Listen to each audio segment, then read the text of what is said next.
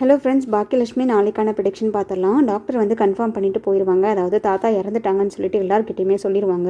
ஈஸ்வரி பார்த்தீங்கன்னா அப்படியே ரொம்ப உறைஞ்சி போய் உட்காந்துருவாங்க. அன்கான்ஷியஸ் ஆயிடுவாங்க. அவங்களுக்கு சுற்றி என்ன நடக்குதுன்னே தெரியாமல், அவங்க சுற்றி என்ன யாருமே பேசுகிறதையும் கேட்காம அப்படியே அன்கான்ஷியஸ் ஆகி உட்காந்துருவாங்க. பாக்கியலட்சுமி எல்லாருமே அவங்க வீட்டில் இருக்க எல்லாருமே ரொம்ப வந்துட்டு அதிர்ச்சியாகி சோகத்தில் வந்துட்டு ரொம்பவே அழுதுட்ருப்பாங்க. உடனே வந்துட்டு இனியா பாப்பா என்ன பண்ணுவாங்கன்னு பார்த்தீங்கன்னா, கோபிக்கு கால் பண்ணுவாங்க. கோபிக்கு கால் பண்ணி, டாடி நீங்கள் உடனே வாங்க, இந்த மாதிரி தாத்தாக்கு உடம்பு சரியில்லைன்னு சொல்கிறாங்க, தாத்தா இறந்துட்டு தான் எல்லாரும் சொல்லிட்டு இருக்காங்க, எனக்கு என்ன பண்ணுறதுன்னே தெரியல, உடனே வாங்கன்னு சொல்லுவாங்க. கோபி இருந்துட்டு, என்னம்மா சொல்கிற, அப்படியெல்லாம் எதுவும் இருக்காது, நீ ஏதோ தப்பாக புரிஞ்சுட்டு பேசிகிட்டு இருக்க, நேற்று தானே நான் அப்பாவை பார்த்தேன், எல்லாரும் நல்லா தானே இருந்தீங்க, அப்படியெல்லாம் எதுவும் இருக்காது, நீ கவலைப்படாத, டாடி உடனே வரேன் அப்படின்னு சொல்லிட்டு அவசரமாக கிளம்பி போவாங்க. அப்போவே வந்துட்டு கோபிக்கு ஒரு மாதிரி ஆயிரும், கண்ணெல்லாம் கலங்கிரும், அழுதுகிட்டே போவார். உடனே போய் ராதிகாட்ட சொல்லுவார், இந்த மாதிரி இனியா கால் பண்ணால் அப்பாவுக்கு ஏதோ உடம்பு சரியில்லைன்னு சொல்லிட்டு அவசரமாக கூப்பிட்றான், நான் என்னென்னு போய் பார்த்துட்டு வந்துடுறேன் அப்படிங்கிறாங்க. அதுக்கு ராதிகா உடனே அவங்க வீட்டில் உடனே நாடகம் போட ஆரம்பிச்சிட்டாங்களா, ஏதோ தப்பாக சொல்கிறாங்க, இனியா மூலிமா வந்துட்டு பாக்கியா ஏதோ பிளான் பண்ணுறாங்கன்னு நினைக்கிறேன், சரி நீங்கள் போயிட்டு வாங்க அப்படின்னு சொல்லி தாட்டி விடுவாங்க. அதுக்கப்புறம் செலினும் பார்த்தீங்கன்னா எழிலுக்கு கால் பண்ணி நடந்த உண்மையெல்லாம் சொல்லுவாங்க. இந்த மாதிரி தாத்தாக்கு உடம்பு சொல்ல, தாத்தா இறந்துட்டாரு, திடீர்னு நாங்கள் போய் பார்த்தோம், வாங்கி இருந்தார், தூக்கத்தில் வந்துட்டு எந்திரிக்கவே இல்லை, டாக்டரை கூப்பிட்டு பார்த்தோன்னா டாக்டர் வந்துட்டு இறந்துட்டதா கன்ஃபார்ம் பண்ணிட்டாங்க, எழில் நம்ம என்ன பண்ணுறதுனே தெரில, நம்ம தாத்தாவை இழந்துட்டோம் அப்படின்ற மாதிரி சொல்லும்போது எழிலும் ரொம்ப அதிர்ச்சி ஆயிடுவார். என்னடா சொல்கிற, அப்படியெல்லாம் இருக்காது, நான் உடனே வரேன் அப்படின்னு சொல்லிட்டு அமிர்தாவை கூட்டிகிட்டு நிலா பாப்பாவை கூட்டிகிட்டு அவங்களும் வேகமாக வந்துட்டு இருக்காங்க. அதுக்கிடையில் கோபி உள்ளே வந்துடுவார். உள்ளே வந்துட்டு எல்லாரையும் பார்த்ததுமே வந்துட்டு அவர் ரொம்ப ஷாக் ஆயிடுவார்.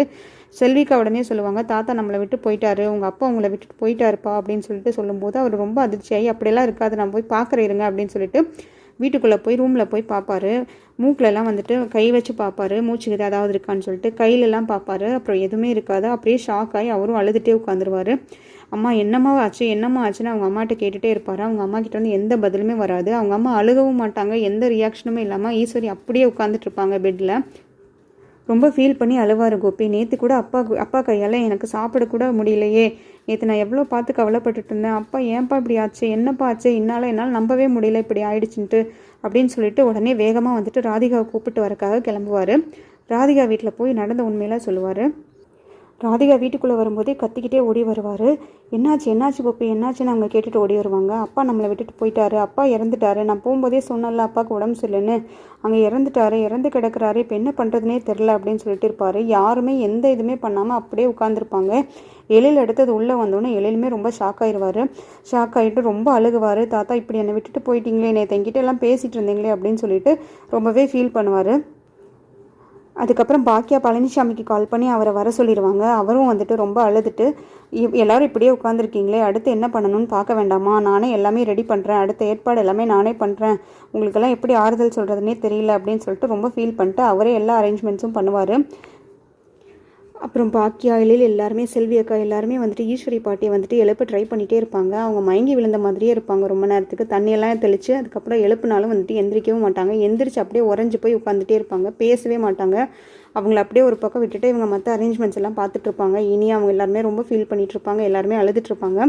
அதுக்கிடையில் என்ன ஆகும்னு பார்த்தீங்கன்னா, கோபி தான் வந்துட்டு எல்லா அரேஞ்ச்மெண்ட்ஸும் பண்ணுவார். அவங்க அப்பாவுக்கு வந்துட்டு கொல்லி வைக்கிறதுக்கான எல்லா ஃபார்மாலிட்டிஸும் கோபி தான் பண்ணணும், அவர் தான் மூத்த மகன் அப்படின்னு சொல்லிட்டு அவர் தான் வந்துட்டு எல்லாமே பண்ணணும்னு ஊர்க்காரங்களாம் முடிவெடுப்பாங்க. அதுக்கப்புறம் வந்துட்டு வந்திருக்க சொந்தக்காரங்க எல்லாருமே வந்துட்டு கோபி தான் பண்ணணும் அப்படின்னு சொல்லிட்டு கோபிக்கு வந்துட்டு எல்லா அரேஞ்ச்மெண்ட்ஸும் பண்ண சொல்லிட்டு இருப்பாங்க. அந்த சைடில் எல்லாமே நடந்துட்டுருக்கும்.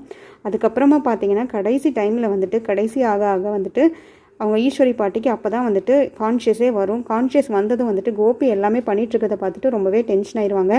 இவன் எதுக்காக பண்ணுறான், இவன் என் புருஷனுக்கு வந்துட்டு கொல்லி வைக்கவே கூடாது, கடைசி ஆசை அவருக்கு இதுதான், சாகருக்கு ஒரு நாள் முன்னாடி என்கிட்ட சொல்லிட்டு இருந்ததே அதுதான், இவன் என்ன ஆனாலும் எனக்கு கடைசி எதுவுமே பண்ணக்கூடாது, எனக்கு கண்டிப்பாக இவன் கொல்லி வச்சா என் ஆத்மா கூட சாந்தி ஆகாதுன்னு சொன்னார், என் வீட்டுக்காரர் வந்துட்டு சொன்னதை தான் நான் செய்வேன், கண்டிப்பாக இவனை மன்னிக்கவும் மாட்டார், அவரும் மன்னிக்க மாட்டார், நானும் மன்னிக்க மாட்டேன், அவரோட கடைசி ஆசையை நான் நிறைவேற்றாமல் போனேன்னா கண்டிப்பாக அவர் என்னை மன்னிக்கவே மாட்டார், அதனால் வந்துட்டு செலியன் தான் எல்லாமே பண்ணணும், இவன் பண்ணவே கூடாது, இவனை முதல்ல வெளியில் போக சொல்லுங்கள், இவனை யார் உள்ளே விட்டது அப்படின்னு சொல்லிட்டு ரொம்பவே டென்ஷனாகி பேசுகிறாங்க. கோபி இருந்துட்டு அவங்க அம்மாவோட காலிலே விழுந்துருவார். அம்மா நான் பண்ண தப்பெல்லாம் மன்னிச்சிடுங்க, இது நான் அப்பாக்காக வந்துட்டு கடைசியாக பண்ண வேண்டிய மரியாதை, அதையாவது பண்ண விடுங்கன்னு சொல்லிட்டு ரொம்பவே கெஞ்சுவார்.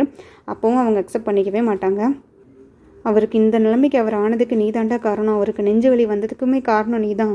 அவர் ஒவ்வொன்றா நினச்சி மனசில் போட்டு அழுத்தி இந்த அளவுக்கு அவருக்கு ஆனதுக்கு நீ தான் காரணம். அவரோட சாவுக்குமே நீ தான் காரணம். அதனால் நீ அவருக்கு எதுவுமே பண்ணக்கூடாது, ஏன் மூஞ்சிலே முழிக்கக்கூடாது. நாளைக்கு நானே செத்தாலும் உனக்கு இது தாண்டா நிலமை, நீ வெளியில் போ அப்படின்னு சொல்லிட்டு ரொம்பவே வந்துட்டு டென்ஷனாகி திட்டி அவரை வெளியில் அனுப்பிடுவாங்க. கோபியும் வந்துட்டு வெளியில் போகாமல் வாசல்கிட்டேயே நின்றுட்டுருப்பாரு.